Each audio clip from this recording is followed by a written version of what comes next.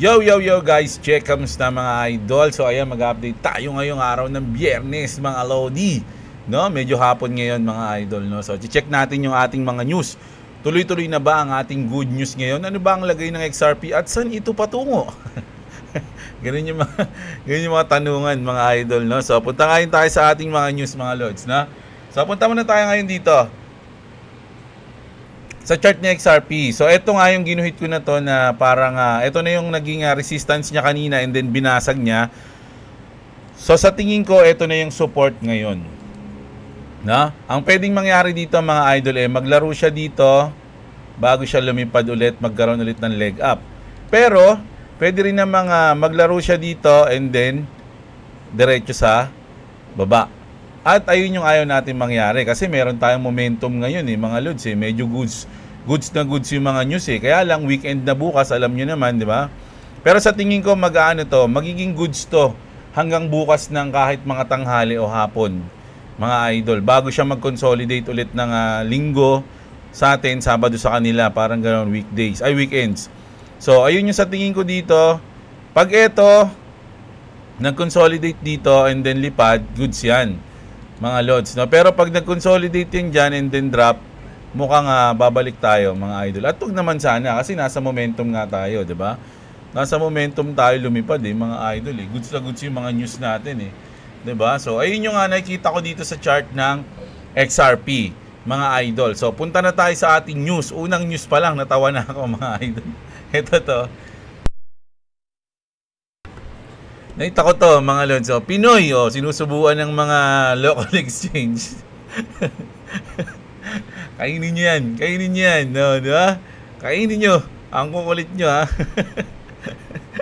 Natawa ako dito mga idol So, pero kung titignan nyo yung mga comment, syempre, marami pa ring negative na mga Pinoy, mga Lods. No? So, kahit na may balita tayo kahapon na bababaan nila ng 50%, ganyan, ganito, no? So, pero negative pa rin yung mga comment dyan, no? Yung tingin ng mga Pinoy. Sana dumating yung araw na oras na, alam mo yun, yung talagang hindi lang nila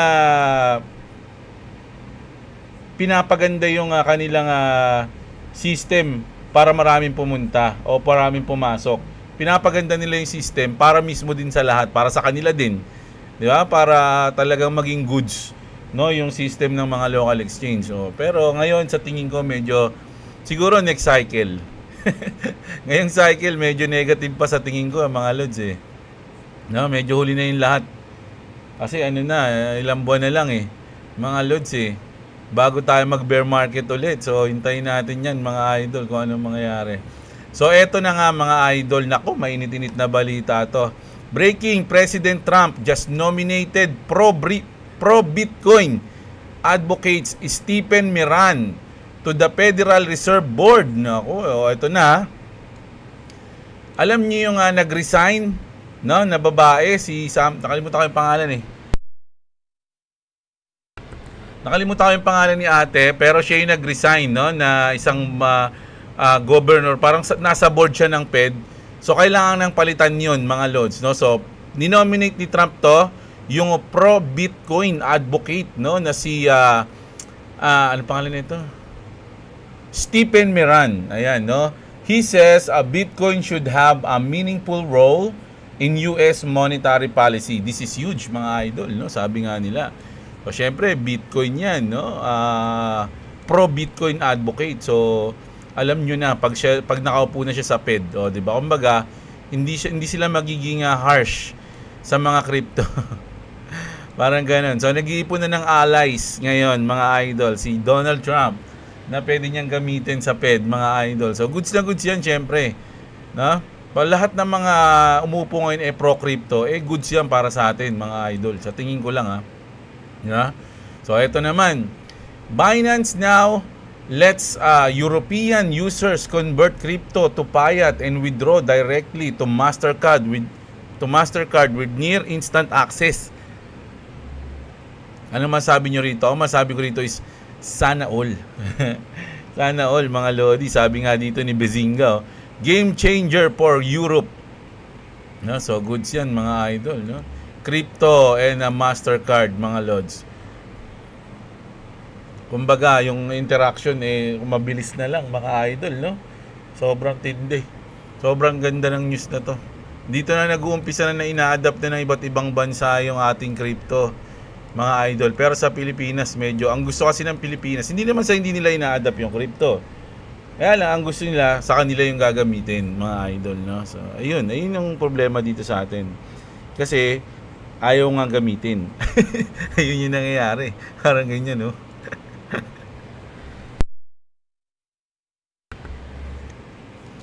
Diba? So, punta tayo dito.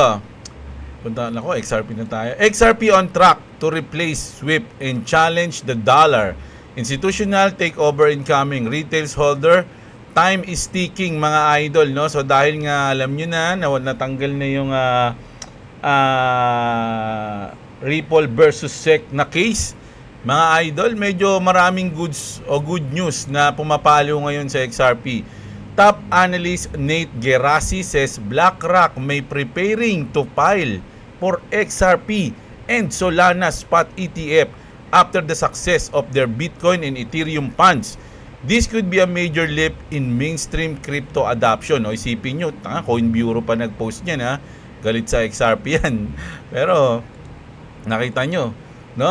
Nagpo-post na sila ng ganito. Ano ibig sabihin nun? Baka nga kasi mangyari, mga idol, na magpapay. Alam niyo, napakalaking news niyan sa XRP pag nag-file ng ETF, no?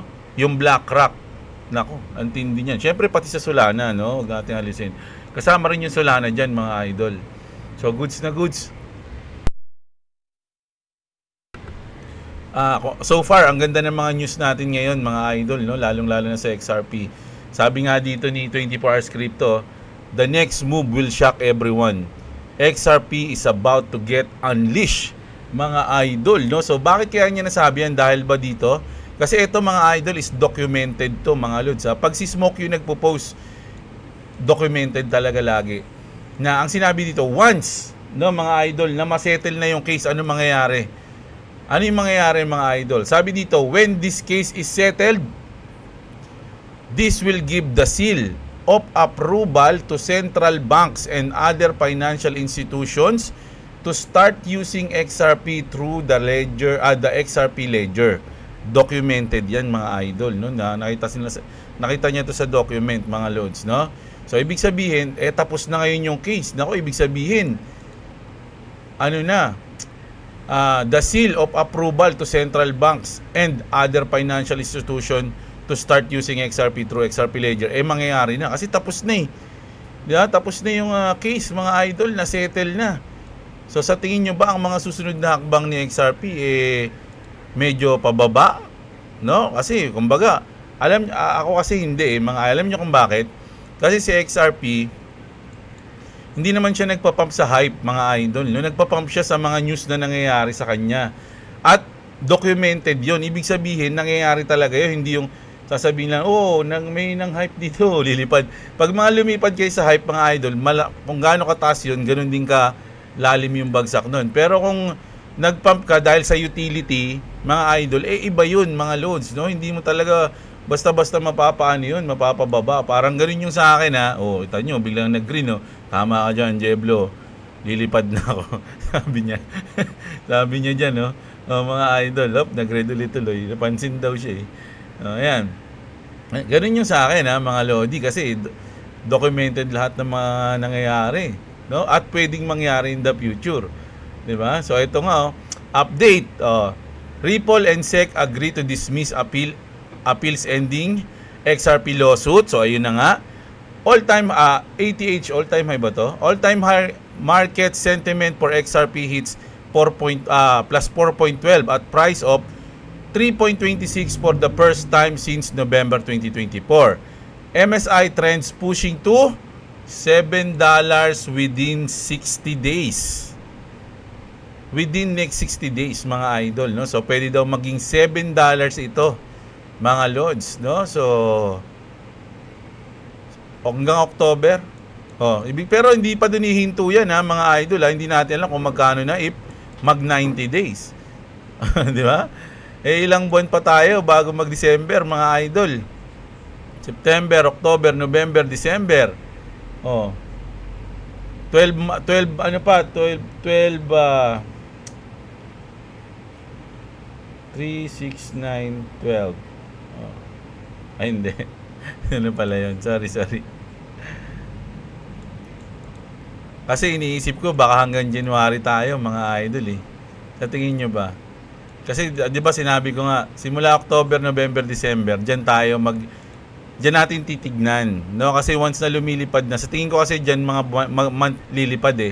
Pero hindi ko sinasabing tuloy-tuloy yung lipad dyan ha, mga idol. Dyan sa may, dyan sa mga month na yan, pwedeng lumipad and then magkaroon ng konso o magkaroon ng correction and then lilipad ulit. No? Sa next month, pwedeng bumagsak sa half ng month ng October, lumipad sa ganito, sa ganyan.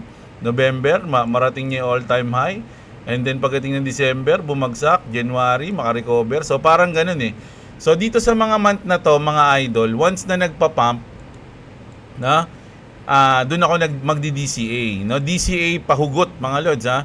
DCA pa profit, ganun ako. Ayun yung plano ko. Pero, kaya nga inisip ko, baka hanggang January, no? Yun ang di natin, ano. So, titignan na lang natin. So, yung 3 months ko, naging 4 months na, mga lods, no? October, November, December, January. So, ayun. Sa 4 na buwan na yun, doon ako magdi-DCA, pahugot. Ayun yung sasabihin ko. So, ayan. No? $7, sabi niya. So, sabi dito mga lods, no? Ito yung pinakamagandang na-realize ko ngayon na oo nga eh. Sabi dito ni Bandel Black Swan, mga idol, the Ripple lawsuit is officially over. That means every other crypto company is at risk of being sued except for Ripple. Kasi napatunayan na ng Ripple eh, mga idol eh, na hindi sila security. Napatunayan na ng Ripple sa loob ng ilang taon, tinalo nila yung kaso sa kanila. So ngayon, pag may mga crypto ulit nakakasuhan o crypto company, hindi na nila tatangkayin kasuhan yung Ripple kasi nanalo na to eh. So sabi dito, that means every other crypto company is at risk of being sued except for Ripple na. Ayan, di ba? Pwedeng makasuhan yung ganito, yung ganyan, no? Oh, pero yung Ripple hindi na kasi tapos na, kumbaga mga idol, no? Tinapos na ng Ripple yung pinakakaso nila. So wala nang pwedeng mangyaring ganun ulit, di ba? So from this moment mga idol, magtutuloy-tuloy na tayo mga idol, no? So sana nakabodega kayo mga idol ha. No, ang tagal nating inaano yan, kino-content yan. Pero sabi ko nga, di ba? Huwag kayong umasa sa akin para bumili, mag-hold o magbenta ng coins. Hindi ako financial advisor. Do your own research mga idol, no?